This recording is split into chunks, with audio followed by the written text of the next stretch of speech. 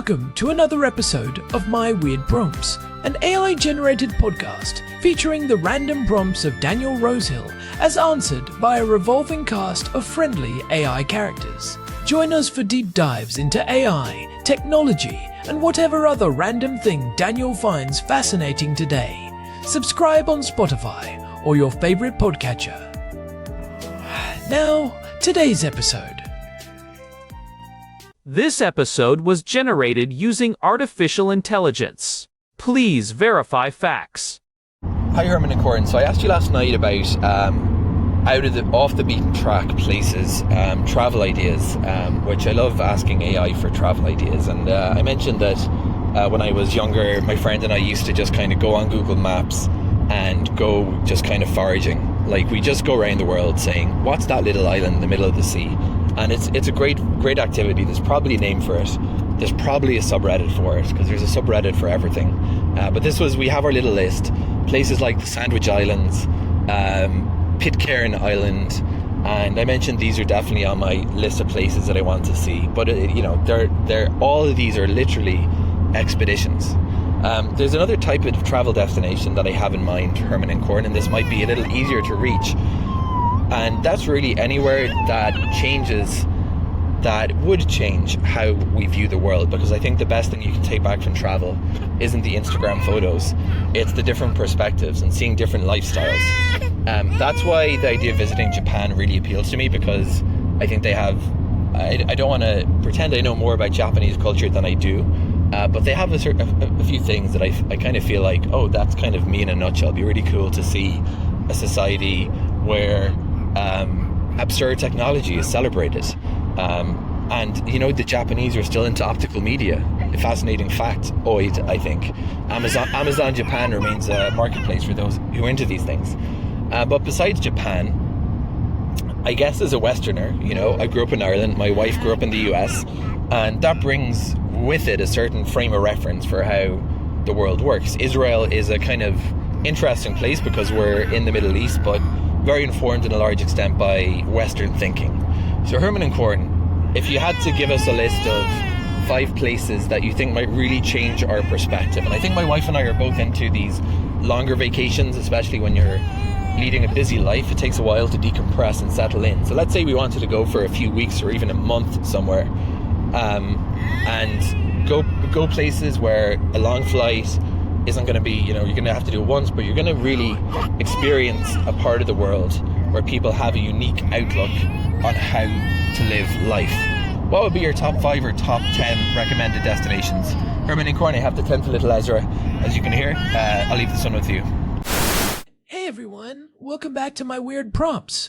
I am Corn, and I am joined as always by my brother, Herman Poppleberry, here and ready to talk travel. Although, Corn, I have to say, hearing little Ezra in the background of Daniel's audio prompt there made me realize how much our housemate's life has changed since we started this show. It really has. Daniel is deep in the trenches of parenthood, but he still has that itch for the unknown. I love that he and his friend used to just roam around Google Maps looking for tiny specks of land in the middle of the ocean. It is such a pure way to engage with the world. Just asking, what is that? Why is it there? And how do people live on a rock in the middle of the Pacific? The Sandwich Islands and Pitcairn. I mean, those are legendary among people who love remote geography. But Daniel's question today is actually a bit more grounded, even if the destinations might be far-flung. He is looking for places where a stay of 3 weeks or a month would fundamentally shift your perspective on how to live. Not just a vacation, but a temporary relocation that challenges your baseline assumptions. Right. He is looking for an outlook shift, and I think that is the most valuable thing travel can give you. It is not about the sights, it is about the realization that your way of living is just one of a million possible configurations. So, Herman, you have been digging into the research on this. Where should we send Daniel and his family for a month to really shake things up? Well, let's start with the one he mentioned, because it is such a fascinating paradox. Japan. But specifically, I want to talk about the concept of techno-traditionalism. Most Westerners think of Japan as either neon-lit cyberpunk cities or ancient temples, but the real perspective shift happens when you see how those two things are actually the same thing over there. Daniel mentioned the optical media thing, which I think is a great entry point. For those who do not know, Japan still has a massive market for physical compact discs and digital versatile discs. You can walk into a Tower Records in Shibuya, and it is still 9 stories of physical media. In February of 2026, that feels like a glitch in the Matrix to us, right? It really does. But here is the deeper story, Corn. It is not that they are behind the times.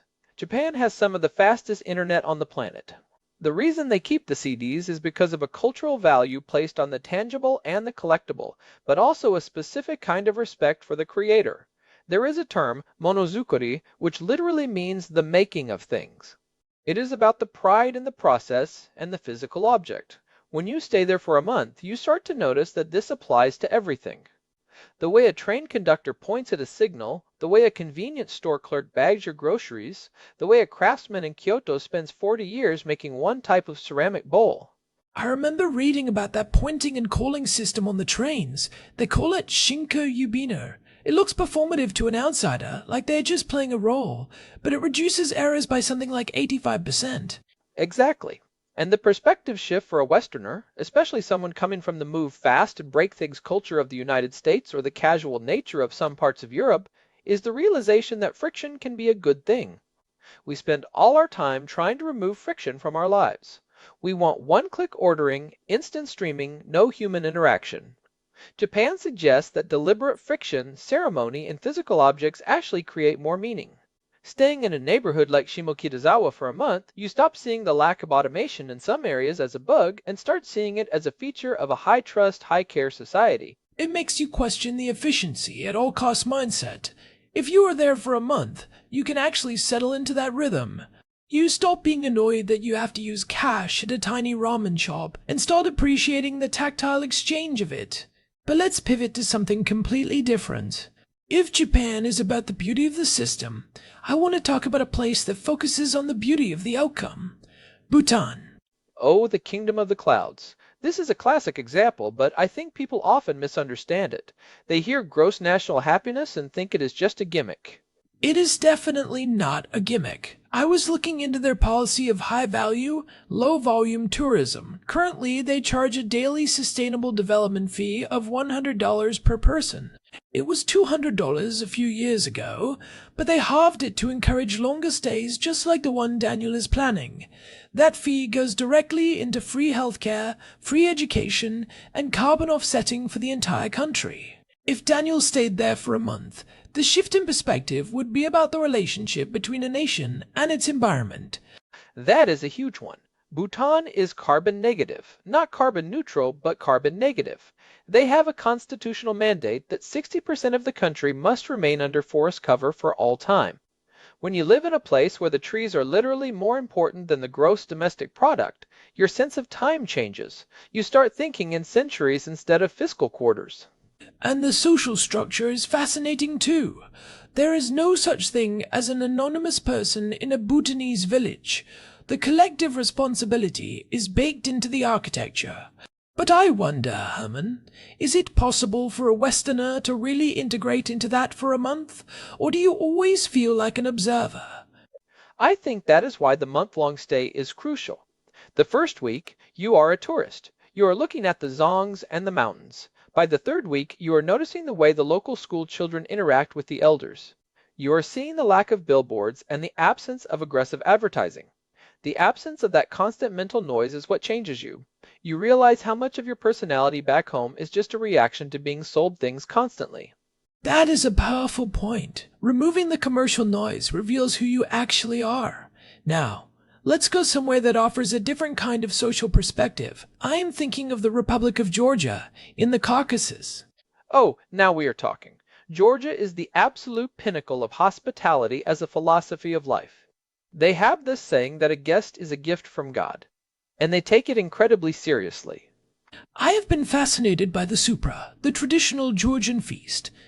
But it is not just a dinner party. It is a highly structured social technology. There is a tamada, a toastmaster, who leads the night through a series of complex poetic toasts.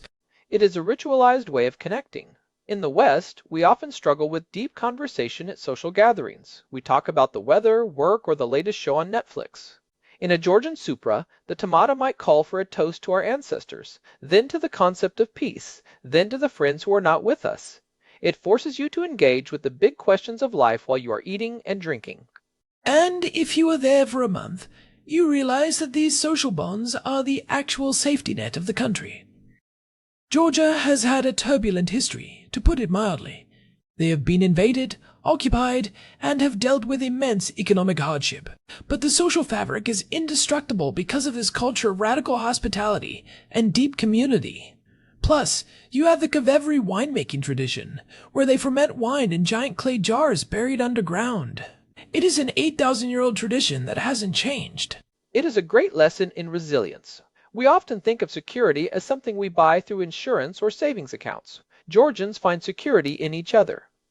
If you're a Daniel living in Jerusalem, you already understand some of that community density, but the Georgian version is so celebratory. It is a perspective shift from surviving to thriving through connection. I love that. It is the idea that the table is the center of the universe. Now, let's look at something that is more about the physical world and our place in it. Let's talk about Namibia. Namibia is one of the most sparsely populated places on Earth. If you want to feel the scale of the universe, that is where you go, specifically the Namib Desert. I was reading about the Namib Nature Reserve. It is an international dark sky reserve, one of the darkest places on the planet. If you stay in a place like Sossusvlei or the Skeleton Coast for a few weeks, you are looking at a sky that most humans haven't seen in 200 years. You can see the Milky Way so clearly, it actually casts a shadow on the ground. That is a profound perspective shift. Most of us live under a gray or orange dome of light pollution. We lose our connection to the cosmos. But in Namibia, you are confronted with deep time. The Namib is the oldest desert in the world, something like 55 million years old. When you walk among those giant red dunes, you realize that our human dramas are just a blink of an eye. It is a humbling experience, but not in a depressing way. It is more about a sense of awe. And the silence, Herman. The silence in the desert is a physical thing. It is not just the absence of noise. It is a presence. For someone living a busy life, as Daniel mentioned, a month of that kind of silence would be like a hard reboot for the nervous system. It really would, and there is a technical aspect to it as well. Living in Namibia requires a different kind of competence. You have to be aware of your water, your fuel, your distances. You become very attuned to the mechanics of survival in a way that is very grounding. It strips away the abstractions of modern life. Okay, so we have covered the beauty of friction in Japan, the metric of happiness in Bhutan, the technology of hospitality in Georgia, and the scale of time in Namibia. Let's look at one that touches on that island interest Daniel mentioned. I'm thinking of the Azores, the Portuguese archipelago in the middle of the Atlantic. The Azores are fascinating because they are a bridge between the old world and the new, but they are also completely their own thing. They are volcanic, lush, and incredibly isolated.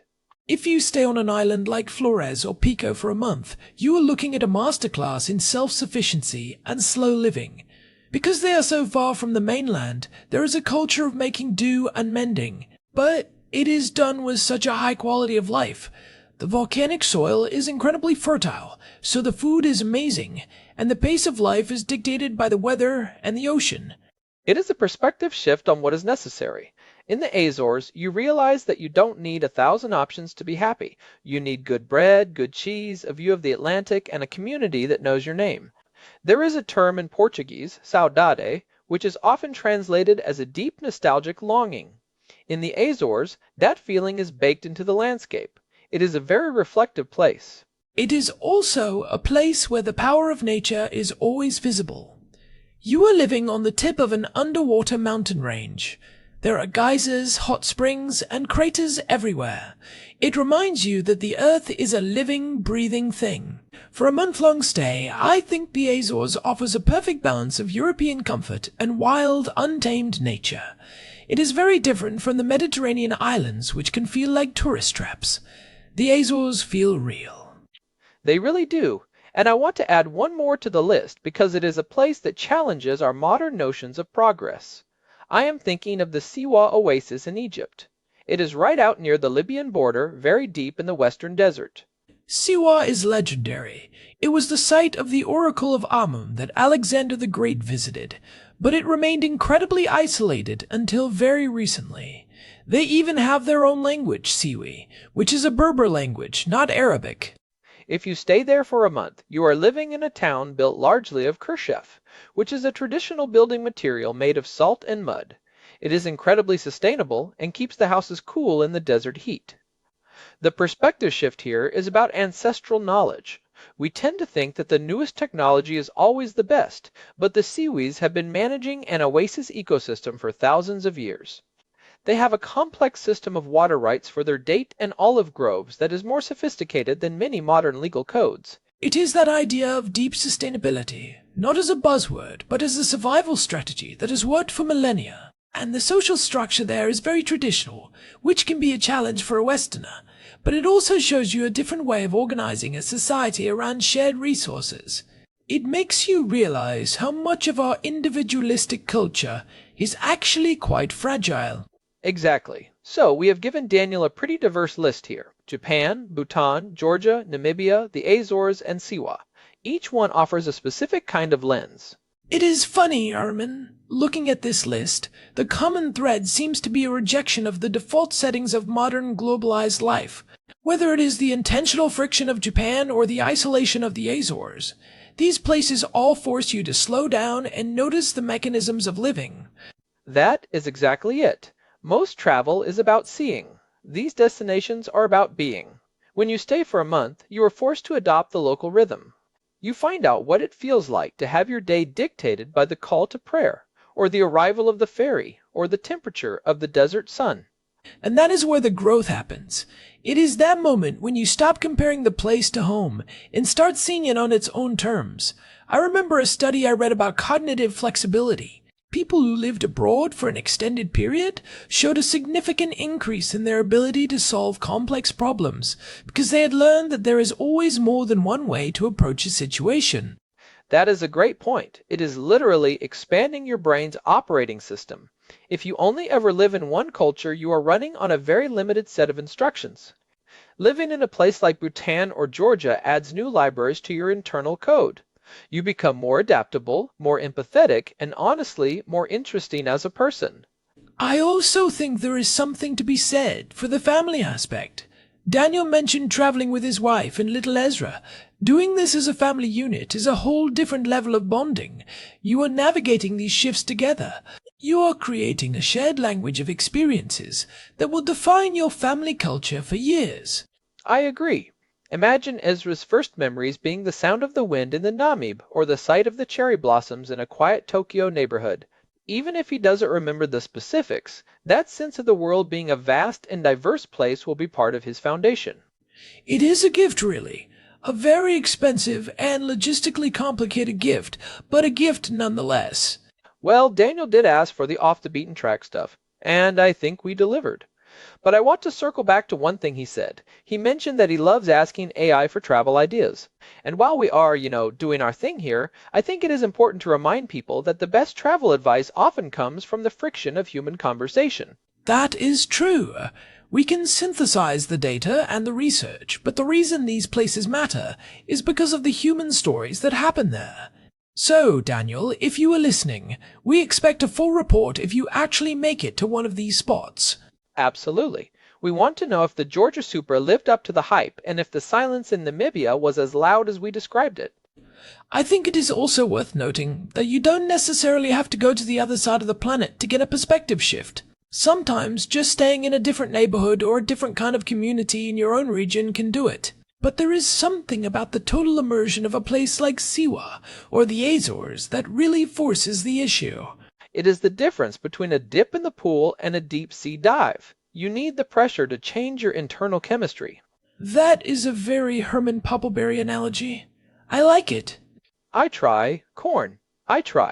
But seriously, the logistics of a month-long stay are the real hurdle. You have to figure out remote work, if that is an option, or save up for a significant sabbatical.